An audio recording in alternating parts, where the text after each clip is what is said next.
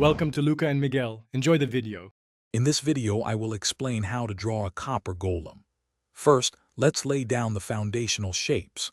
Start with a central rectangular block for the body, about 2 units tall.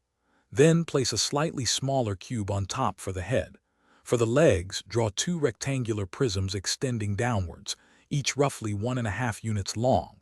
Finally, add 2 shorter, thinner rectangular prisms for the arms, positioned on either side of the upper body. This simple framework will guide our detailed drawing.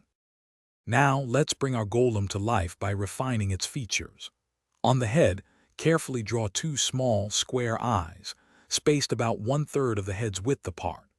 Below them, add a tiny circular or square button for its nose. For the arms, introduce subtle horizontal lines to suggest segments, giving them a more mechanical appearance.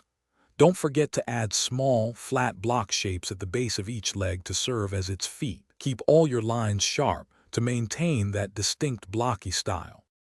Next, we'll focus on the unique characteristics of copper. Begin by applying a base color that resembles fresh copper, perhaps a rich orange-brown. Then, use very fine, short lines to suggest the metallic texture across its body. To depict oxidation, which is a key feature, start adding patches of a soft green or teal color. Concentrate these oxidized areas in recessed parts or along edges where moisture might collect. You can use 3 distinct shades of green to show varying degrees of weathering, from light to dark. Finally, let's add shading and those crucial finishing touches.